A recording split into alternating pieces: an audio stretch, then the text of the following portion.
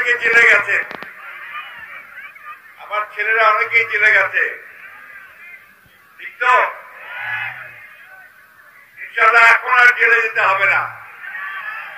আমরা এখন অন্তত ওই শান্তিতে আছি যে রাত্রিবেলা পুলিশ আমাদের বাড়িতে গিয়ে আক্রমণ করবে না। অন্তত এইটুকু শান্তিতে আছি যে আমাদেরকে আপনার ওই ক্ষেত বাড়িতে, ধান বাড়িতে অথবা গাছের উপরে বসে থাকতে আমরা রাত্রিবেলা, ঠিক না? এটা আমাদেরকে গত 15 বছর ধরে এই অবস্থা আমাদেরকে চালাতে হয়েছে। ভোট দেওয়ার জন্য, একটা ভালো থাকার জন্য, কম দামে খাওয়া পাওয়ার জন্য, অথবা আমাদের মা বোনদের জন্য শাড়ি কাপড় কেনার জন্য আমরা একটা ভালো অর্থনৈতিক অবস্থা চেয়েছিলাম, তাই না? আমরা 1971 সালে এখানে সবাই বেশিরভাগই হচ্ছে যুবক, তারা 71 সালের যুদ্ধ দেখে নাই। অনেকে আছেন প্রবীণ যারা 71 সালের যুদ্ধ দেখছেন। আমরা যুদ্ধ করেছি 71 সালে, আমরা যুদ্ধ করেছি আমাদের একটা স্বাধীন দেশ পাবো, পাকিস্তান যারা আমাদের অত্যাচার করতে পারবে না। পাকিস্তান আনন্দ বাহিনীর হাত থেকে রক্ষা পেয়েছিলাম যুদ্ধ করে, বুকে রক্ত দিয়েছিলাম, লক্ষ লক্ষ মানুষের শহীদ হয়ে গিয়েছিল। আমাদের হিন্দু মুসলমান ভাইরা আমরা ঘর বাড়ি ছেড়ে ভারতে চলে গিয়েছিলাম। আমরা সেটা ভুলি নাই যে ভারতে গেলাম, উদ্বাস্তু হয়ে গেলাম, আমাদের দেশের বাড়িঘর লুট হয়ে গেছে, পাকিস্তান আমাদের বাড়িটা লুট করে নিয়ে গেছে। এবার আমরা স্বাধীন হলাম যুদ্ধ করে, একটা দেশ পাড়া বাংলাদেশ স্বাধীন। আমাদের মনে আশা ছিল, ভরসা ছিল যে শেখ মুজিবুর রহমান আমাদের বড় নেতা, তিনি আমাদেরকে পাকিস্তান থেকে এসে একটা সুন্দর দেশ দিবেন, শান্তির দেশ, যেখানে আমরা ভাই ভাইয়ের মতো বাস করি, তাই না? দুর্ভাগ্য আমাদের, আমরা সেটা পাই নাই। ওই স্বাধীন হওয়ার পর থেকে কিন্তু শুরু হয়ে গেছে এই দেশে হানাহানি, কাটাকাটি, খুন, জখম, হিংসা। সবচেয়ে দুঃখজনক ব্যাপার, যে নেতাকে এত মানুষ ভালোবাসলো, যে দলটাকে লোক ভালোবাসলো আওয়ামী লীগ, সেই দলটাই আমাদের উপরে চড়া হয়ে গেল, এই দেশের মানুষের উপরে। আপনাদের অনেকের মনে থাকার কথা, তখন একটা দল ছিল এই বাংলার চাকরিটাতেও তৈরি হয়েছিল, জাসদ, সাহেবের জাসদ। এই দলটা অনেক থেকে বাইরে আসছিল, এই জন্য তারা মনে করছিল ওই সময় যেটা হচ্ছিল যে আওয়ামী লীগ ঠিকভাবে দেশ চালাতে পারতেছে না, দুর্নীতি করতেছে, চুরি করতেছে, অনেকে খুন করতেছে, যখন করতেছে গুম করে দিচ্ছে। সুতরাং তারা তখন বের হয়ে আসছে। সেই জাসদকে তারা হত্যা করেছে প্রায় 30,000 মানুষকে ওই সময়, স্বাধীনতার পরে পরে মামলা যারা করছে। আমরা সেই বাংলাদেশটা পাই নাই, যারা চেয়েছিলাম আমরা 1971 সালে যুদ্ধ করতে। তো সেই সময় যুদ্ধের যে ঘোষণা তিনি দিয়েছিলেন, আপনাদের মনে থাকার কথা, পুরানো যারা আছেন, সেই ঘোষণা কিন্তু কোন রাজনৈতিক দল দেয় নাই, রাজনৈতিক ব্যক্তিও দেয় নাই। ঘোষণা দিয়েছিলেন শহীদ প্রেসিডেন্ট জিয়াউর রহমান। এই জন্য আমরা বলি যে স্বাধীনতার ঘোষক জিয়াউর রহমান ঘোষণা দিয়েছিলেন। সেই জিয়াউর রহমান যখন দায়িত্ব নিলেন, সেই জিয়াউর রহমান দায়িত্ব নেওয়ার পরে তিনি দেশে ওই বহুদলীয় গণতন্ত্র ফিরে নিয়ে আসছিলেন। তার আগে শেখ মুজিব কিন্তু সব রাজনৈতিক দলকে বন্ধ করে দিয়ে নিষিদ্ধ, মাত্র একটা দল থাকবে বাদশা। এই যে আমার সামনে এত সাংবাদিক ভাইরা আছেন, তখন সমস্ত সংবাদপত্র বন্ধ করে দিয়েছে। তখন সমস্ত সংবাদপত্র বন্ধ করে মানুষের কথা বলার যে স্বাধীনতা, সেই স্বাধীনতাকে তারা নষ্ট করে দিয়েছে। বন্ধুগণ, সেই স্বাধীনতা যখন পেলাম, সেটাও আমরা 1981 সালে এরশাদ সাহেব এটাকে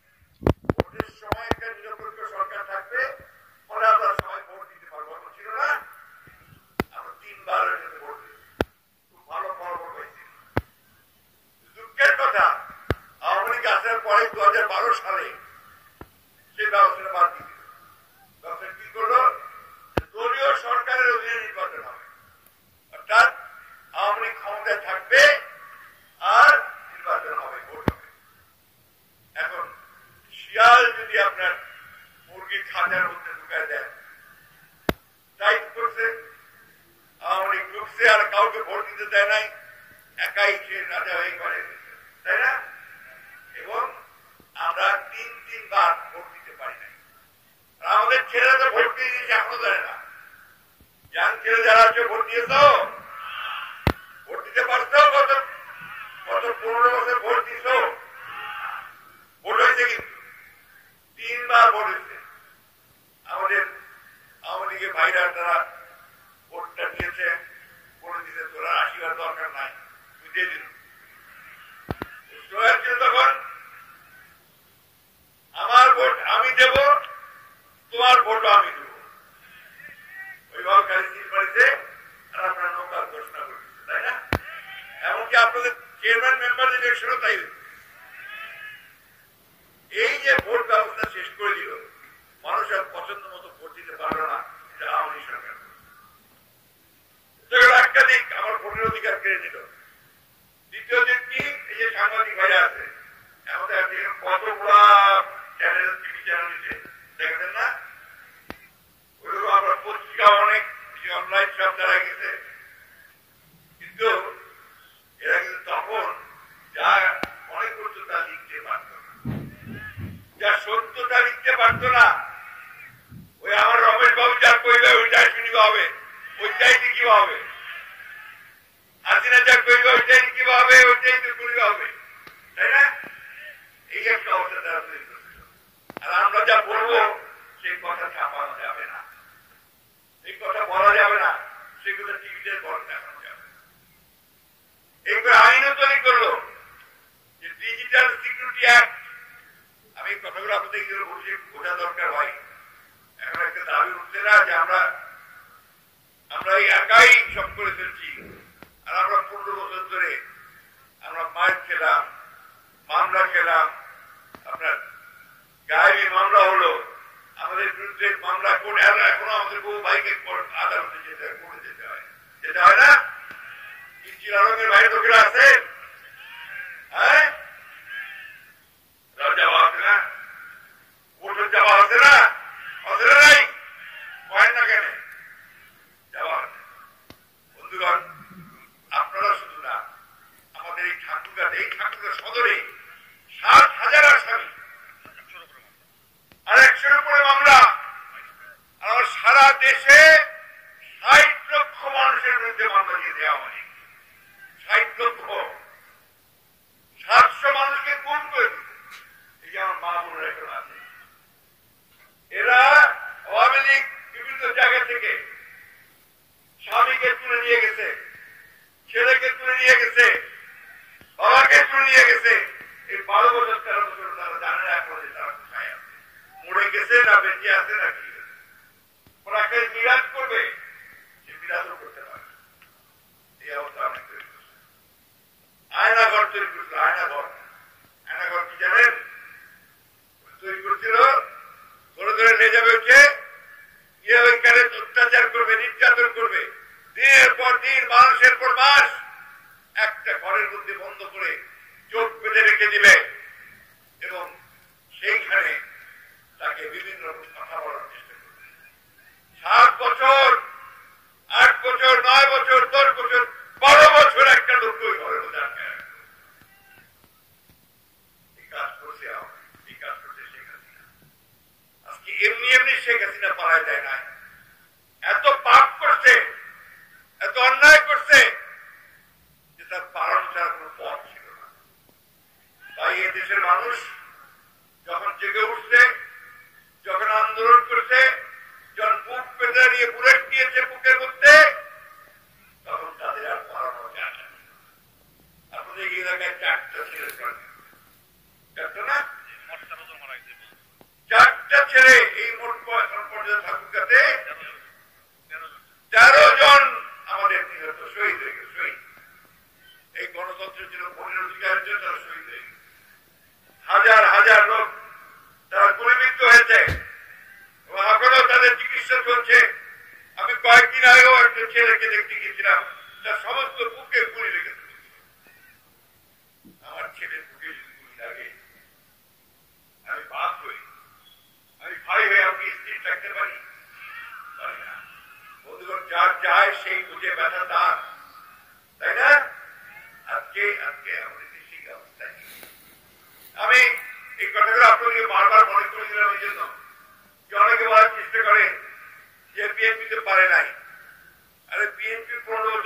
করছে বলেই তো তোমরা কষ্ট বলা, নাইলে এই জায়গাটা তো তৈরি হতো না। 15টা বছর এই অত্যাচার নির্যাতন সহ্য করে আমরা কাগজটা তৈরি করেছি, সেখানে অবশ্যই তোমাদেরকে আমি সাবাসী নেই, বাবা দিই, কৃতজ্ঞতা জানাই যে তোমরা সাহস করে দাঁড়িয়ে গেল। এটাই হচ্ছে মুক্তির পথ। আর সেই কারণেই হাসিনাকে দেশ ছেড়ে পাওয়া অনেক সময় ভালো হয়েছে। আমরা তোমার সঙ্গে ঝগড়া করতে চাইনি। তুমি কি করতে থাকো? ভারতে বসে তুমি ষড়যন্ত্র, ভারতে বসে তুমি বিভিন্ন দেশে আবার বাঙালি মানুষদেরকে বাঙালিকে বিভ্রান্ত করার চেষ্টা করছো। আর দুঃখজনক ভাবে এই কথা বলার চেষ্টা করতেছ যে আমাদের এখানে আমাদের হিন্দু সম্প্রদায়ের ভাইদের উপরে অত্যাচার হচ্ছে, এখানে আছে, নেপাল এখানে আছে, আমার দিদিরা, মায়েরা, আমার মাসিরা আছে। বলেন তো দেখি আপনাদের উপরে খুব বেশি নির্যাতন কিছু হয়েছে এখানে? হ্যাঁ, আপনাদেরকে কেউ ধমক দিয়েছে, কেউ বাড়ি দখল করে নিয়েছে? এটাই হচ্ছে বাস্তবতা। কিন্তু এইটাকে এই লোকেরা এমন কথা বলে এমন ভাবে মিথ্যা কথা বলার চেষ্টা করছে, এরা বিভ্রান্ত করছে, বিশ্বকে জানাতে চায় যে বাংলাদেশে যেটা হয়েছে এটা জনগণের বিদ্রোহ নয়, এটা হচ্ছে কিছু উগ্রবাদীদের বিদ্রোহ। আমাদের বিদ্রোহ ছিল না, আপনার বিদ্রোহ ছিল না, আপনি দাঁড়ান নাই রাস্তায়, সেদিন বেড়ে আসেননি, এই ঠাকুরগা মাঠে আপনার গুলির মোকাবেলা করেন নাই, এই ছেলেরা করে নাই। কথা বলো না কেন? হ্যাঁ, কথা জোরে বলবা, স্লোগান দিবা জোরে, তাহলে কিন্তু বল আসবে। বুঝতে পারছো? আমি কথা বাড়াবো না ভাই। আমরা 53 বছর আগে স্বাধীন। আমাদের দুর্ভাগ্য যে আমরা এখন পর্যন্ত একটা ব্যবস্থা করতে পারলাম না, যে ব্যবস্থায় প্রতি 4 বছর বা 5 বছর পর পর আমরা একটা ভোট করবো, সেই ভোটে আমরা আমাদের পছন্দ মতো লোককে বাছাই করে আমরা পার্লামেন্টে পাঠাবো, সংসদে পাঠাবো, তাই না? একটা সুযোগ আসছে আজকে, আমরা সেই সুযোগটা যেন সত্যবান। বন্ধুগণ, হাসিনার অপকীর্তি, এই হাসিনার অপকীর্তি বর্ণনা করতে চাই, সারাদিন বর্ণনা করতে শেষ হবে। যে চুরি করতে, যে চুরি চিন্তা করা যায় না, ব্যাংকগুলোকে লুট করে শেষ করে দিয়েছে। 28,000 কোটি টাকা লুট করে একটা লোক নিয়ে, প্রতি বছর 12,000 কোটি টাকা করে আমাদের বেতন পায় না, চাকরি পায় না, ব্যবসা পায় না, তাই না? তারা লুট করে এখন এমন আছে খুব ভালো অবস্থায় আছে। হাসিনা বিচার ব্যবস্থাকে শেষ করছে, তখন আপনি বিচার পাইতেন না। ও কি বিএনপি করে, দাও ওকে 5 বছর জেল দিয়ে দাও, জামিন দিও না, আর অজ্ঞাতনামা বলে আমাদের কিছু ছেড়ে দিয়েছে, তাই না? এই একটা অবস্থা করছে। বন্ধুগণ, তারা অর্থনীতি শেষ করেছে, জুডিশিয়াল সিস্টেম শেষ করেছে, আমাদের আইন শৃঙ্খলা বাহিনী, পুলিশকে ব্যবহার করছে তাদের নিজস্ব বাহিনী হিসাবে। ভুল বলছি নাকি? এটা করে তার গোটা রাষ্ট্র ব্যবস্থাকে শেষ করে দিয়েছে। আজকে আমাদের সুযোগ আসছে যে আমরা এই ব্যবস্থার পরিবর্তন করব। এটা আমরা আগেই চিন্তা করছিলাম, যে জন্য আমাদের নেত্রী দেশনেত্রী বেগম খালেদা জিয়া, যিনি ভিকটিম 6 বছর জেলে ছিলেন, এই হাসিনা থেকে 6 বছর জেলে এবং যে জেলে যিনি ছিলেন সেটা মানব মানুষ থাকতে পারে। তার জেলে কারাগারের ঘরের মধ্যে ইন্দুর দৌড়াত, নোংরা স্যাঁতসেঁতে ঘর, সেই ঘরের মধ্যে তাকে দেখা হয়েছে 2 বছর। অনেকে সন্দেহ করে তাকে ধীরে ধীরে বিষ কথা যে কারণে তার শরীরে আমাদের নেতা তারেক রহমান তাকে মিথ্যা মামলা দিয়ে তাকে খুনের হত্যার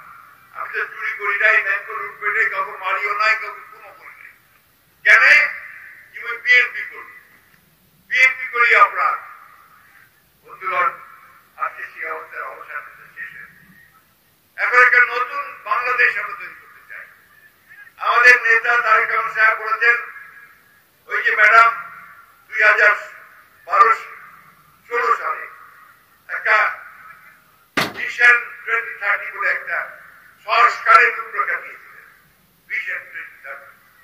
এখানে তিনি বলেছিলেন আজকে যে বিষয়গুলো নিয়ে তর্ক বিতর্ক হচ্ছে, তখন তিনি বলেছিলেন যে আমাদের প্রধানমন্ত্রী এবং রাষ্ট্রপতির ক্ষমতার ভারসাম্য রক্ষা করতে হবে, দুইজনের ক্ষমতার মধ্যে একটা ভারসাম্য আনতে হবে। তখন তিনি বলেছেন আমাদের পার্লামেন্টে একটা, পার্লামেন্টে দুইটা হয়, দুই কক্ষ হয়, অর্থাৎ আরেকটা উপরে যদি থাকে তার একটা চেক এন্ড ব্যালেন্স হবে, দ্বিকক্ষ বিশিষ্ট পার্লামেন্ট। তিনি তখনই বলেছেন, তিনি তখনই বলেছেন যে কমিশন আনতে হবে, জুডিশিয়াল কমিশন। সেই কমিশন গুলো তখন আপনার তখনই বলেছেন। পরবর্তীকালে আমাদের নেতা যারা তারেক রহমান সাহেব, তিনি এই 2022 সালে 31 দফা দিলেন, তাই না? এটা আমরা একাডেমি সমস্ত রাজনৈতিক দলগুলো একসাথে থেকে 18 সালে উনি দিলেন 31 দফা। 31 দফা কিন্তু আজকে যে সংস্কার নিয়ে কথা হচ্ছে, আপনারা শুনতেছেন না? সংস্কার সংস্কার সংস্কার শুনতেছেন, বুঝতে পারেন সংস্কার কি জিনিস? পারেন না কি করেন না বলতে হবে আমাকে, সংস্কার বুঝেন?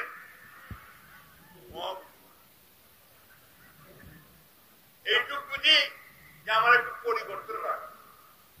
পরিবর্তনটা কি? আমার ভোটটা যেন নিজে দিতে পারি, ওটা নিশ্চিত করতে হবে। আর পার্লামেন্টে যেন আমার কথাগুলো নিয়ে পার্লামেন্টে আলাপ হয়। এই যে অন্যায়, অত্যাচার, নির্যাতন, জিনিসপত্রের দাম বাড়াচ্ছে, কত সিন্ডিকেট, সিন্ডিকেট কি আমরা তাও বুঝি না। এটা বুঝি যে আমার জিনিসের দাম আমার কৃষক ভাইরা পায় না, ঢাকায় করে ডবল দাম দিয়ে। মাঝখানে একটা মধ্যস্বত্বভোগী বলে একটা গোষ্ঠী থাকে, যারা আপনার কারসাজি করে মুনাফাটা নিয়ে চলে যায়। এটা হচ্ছে কারসাজি, এটা আমরা চাই না। আমরা যে দামে আমার কৃষক ভাইরা বিক্রি করতে পারবে তার চেয়ে একটু বেশি দামে আমরা কিনতে চাই, এবং কৃষক ভাইরা যেন দাম পায় প্রত্যেকটা জিনিসের, সেটা নিশ্চিত করতে চাই। আমার শ্রমিক, এই যে আপনার গার্মেন্টস শিল্পের যে শ্রমিকরা, বেশিরভাগই মেয়েরা যারা কাজ করে, তারা যেন তাদের ন্যায্য মজুরি পায়। দিন রাত পরিশ্রম করে ওই 10,000 টাকা বেতন, 12,000 টাকা বেতন ওদের চলে না, কেন মানুষের তুলতে পারে না, এটাকে তারা বাড়াই দেয়। আমরা দিনের শেষে শান্তিতে ঘুমাতে চাই, এই জিনিসটা আমাকে করতে হবে। ভাই একটা কথা বলি আপনাদেরকে, আপনারা কি সত্যি সত্যি পরিবর্তন চান নাকি আবার ওই আমলের নৌকাতে ফিরে যেতে চান? চান নাকি? তাহলে কিন্তু ওই যেমন 5ই আগস্ট সবাই মিলে রাস্তায় নামছিলেন, তাহলে আবারও সেই মতো ঐক্যবদ্ধ হয়ে রাস্তায় নামতে হবে। রাস্তায় নামতে হবে নিজের অধিকার আদায়ের জন্য, ভোটের অধিকার আদায়ের জন্য, ভাতের অধিকার জানার জন্য, এবং ন্যায় বিচার পাওয়ার জন্য, সামাজিক মর্যাদা পাওয়ার জন্য। আমি একটা কথা বলি ভাই, একটা কথা মনে রাখতে হবে। আমাদের যে হিন্দু সম্প্রদায়ের বোনেরা এখানে আছে, ভাইয়েরা আছে, আর আমার এদিকে আমার মুসলমান বোনেরা আছে, মায়েরা আছে, আমাদের কোনো পার্থক্য আছে? একটাই পার্থক্য, ধর্ম চর্চাটা আলাদা, তাই না? কিন্তু যখন পূজা হয় তখন আমাদের মায়েরা বোনেরা, আমাদের ছেলেরাও কিন্তু দেখতে যায়, তাই না? আর আমাদের যখন আপনার ঈদের অনুষ্ঠান হয় তবে সেবাই খাওয়া আমাদের হিন্দু ভাই বোনেরা সবাই আসে, আসে না বাড়িতে বাড়িতে? এই একটা সুন্দর সম্পর্ক নিয়ে আমরা এখানে জড়িয়েছি। এই যে সাম্প্রদায়িক একটা সম্প্রীতি, এটা পৃথিবীর অন্য কোনো দেশে নাই, ভারতেই নাই, কিন্তু বাংলাদেশে সেই সম্প্রীতি আছে। সুতরাং আমাদেরকে এখানে কেউ ওই ধরনের কথা বলে যেখানে আপনার সাম্প্রদায়িকতা হচ্ছে, এটা মানতে আমরা রাজি নই। আমরা পরিষ্কার করে বলতে চাই যে বাংলাদেশে কোনো সাম্প্রদায়িকতা নাই, এবং আমরা এটা নিশ্চিত করে বলতে পারি যে আমরা যদি কখনো সুযোগ পাই, জনগণের ভোটের মাধ্যমে যদি আমরা কোনো ক্ষমতায় যেতে পারি, রাষ্ট্রপতির দায়িত্বে যেতে পারি, তাহলে আমরা নিশ্চিত করব এই দেশের সকল সম্প্রদায়ের, সকল ধর্মের মানুষের অধিকারকে নিশ্চিত করা হবে। আমরা নিশ্চিত করব আমার কৃষক যাতে ফসলের ন্যায্য মূল্য পায়, সেটা আমরা নিশ্চিত করব। আমার শ্রমিক ভাইটার জন্য ন্যায্য হিসেবে পায়, সেটা আমরা নিশ্চিত করব। আর বিনা কারণে ওই গায়েবী মামলা, এটা কোনদিন বিনা কারণে মানুষকে হত্যা করা, গুম করা, এটা যেন আর বাংলাদেশে কোনোদিন না হয়। বন্ধুগণ, আজকে অনেক কিছু শুরু হয়েছে। আমাদের কিছু কিছু মানুষ এখন বিভিন্ন রকম কথা বলতেছে, এই কথাগুলো বলা বন্ধ করে। বিশেষ করে যারা দায়িত্বশীল জায়গায় আছেন তারা ভুল কথা বলে, উত্তেজনামূলক কথা বলে, বিভ্রান্তি ছড়ায় দেশের মানুষকে আর বিভ্রান্ত করবে। অনেক হয়েছে, আমরা অনেক কষ্ট করেছি, অনেক রক্ত দিয়েছি এবং অনেক আমরা কষ্ট ভোগ করেছি। তাই আজকে আমাদের কাছে যেটা সবচেয়ে বড় প্রয়োজন, আমরা শান্তিতে থাকতে চাই, আমরা শান্তিতে একটা নির্বাচন করতে চাই। সেই নির্বাচনে আমরা ভোট দিয়ে আমাদের যাকে পছন্দ তাকে আমরা নির্বাচিত করতে চাই এবং তারা আমাদের সরকার ব্যবস্থার পরিবর্তন আনবে, চুরি চামারি বন্ধ করবে, দুর্নীতি বন্ধ করবে, ঘুষ বন্ধ করবে, গুন্ডাবাজি বন্ধ করবে, দখলদারি বন্ধ করবে। দখলদারদের আপনারা সহ্য করবেন না, যারা জোর করে চাঁদাবাজি করে তাদেরকে সহ্য করবেন না। আমি আপনাদের অনুরোধ করব, যদি এমন কেউ করে তাদেরকে ধরে আপনার পুলিশের হাতে সোপর্দ করবেন। এটা কখনই করা যাবে না। আপনার উপরে নির্ভর করবে যে আপনার দেশটা কিভাবে চালাবে। সেই দেশটা আমাদেরকে, আমাদের দেশ, এটা কারো পাপের দেশ না। গানটা শুনছে, গান হচ্ছে একটু ভালো দেশ, দেশটা তোমার পাপের না। দেশটা কারো পাপের না ভাই, এটা আমার রক্তে পান করা দেশ। আমরা সবাই জান দিয়ে পেয়েছি বাংলা, কারো দানে পাওয়া নয়। আমরা দান পাইয়েছি, আমরা প্রাণ দিয়েছি, জান দিয়েছি, রক্ত দিয়েছি, সেই বাংলাদেশ আমাদের। বন্ধুরা, সেই বাংলাদেশের জন্য আমরা সব সময় প্রস্তুত আছি। আমি বুড়া হয়ে গেছি, বুড়া হয়ে যাচ্ছি। আমি আমার সারাটা জীবন এই লড়াই সংগ্রামের মধ্যে আছি। একটা মাত্র লক্ষ্য আমার, যে আমি যেন বাংলাদেশকে সত্যিকার অর্থে একটা নির্যাতন মুক্ত, শোষণ মুক্ত, শান্তিময়, প্রেমময় একটা বাংলাদেশ দেখতে পারি। সেটাই হবে আমাদের উপযুক্ত প্রাপ্তি। তাই অনুরোধ করবো, আমরা কারোর প্রতিহিংসা জানাতে চাই না, আমরা কারোর প্রতিশোধ নিতে চাই না। আমরা সবাইকে নিয়ে ভালোবেসে আমরা নতুন বাংলাদেশ গড়ে তুলতে চাই। আসুন আমরা সবাই মিলে সেই লক্ষ্যে কাজ করি। আমার শেষ কথা আপনাদের কাছে, আমি কিন্তু আজকে কোন ভোটের প্রচারণা করতে আসি নাই আপনাদের। আমি যেই কথাগুলো বলতে এসেছি আপনাদের কাছে, এই কথাটা, বন্ধুরা, এই দেশটা আপনার, এই মাটি আপনার, এই মানুষগুলো আপনার। আপনাকে এটাকে রক্ষা করতে হবে। আপনাকে আপনার দেশের জন্য, মানুষের জন্য তারপরে আরেকটা লড়াই করতে হবে যদি প্রয়োজন হয়। তাই আসুন আমরা আগামী দিনগুলোতে আমরা সবাই ঐক্যবদ্ধ হই। আমাদের নেতা তারেক রহমান এখন দেশে ফিরে আসেন। আমরা চাই যে চিরদিন দ্রুত আমাদের মাঝে ফিরে আসুন। যারা যারা বাইরে আছেন তারা সবাই ফিরে আসুন। দেশনেত্রী বেগম খালেদা জিয়া চিকিৎসার জন্য যাবেন, তিনি সুস্থ হয়ে আসুন। আমরা সবাই একজোটে একসাথে এই বাংলাদেশকে সত্যিকার অর্থেই একটা স্ট্রেঞ্জার, আমরা যে স্বপ্ন, সেই সুন্দর স্বপ্নময় দেশ, একটা গণতান্ত্রিক দেশ, একটা বহুদলীয় গণতন্ত্রের দেশ, একটা ভবিষ্যতে আরো উন্নতি করব, সেই আশার একটা দেশ তৈরি করতে চাই। সবাইকে, আপনাদের বিশেষ করে আমার ঠাকুরগাঁ সদরের ভাইদেরকে আমি আন্তরিকভাবে ধন্যবাদ, অভিনন্দন জানাতে চাই যে আপনারা কষ্ট করে এসেছেন। শান্তিপূর্ণভাবে শৃঙ্খলার সঙ্গে মিলে যাবে, এই অনুরোধ থেকে আপনাদের ধন্যবাদ শেষ করছি। আসসালামু আলাইকুম, খুদা হাফেজ। বাংলাদেশ জিন্দাবাদ, বাংলাদেশ জাতীয় জিন্দাবাদ, শহীদ জিয়া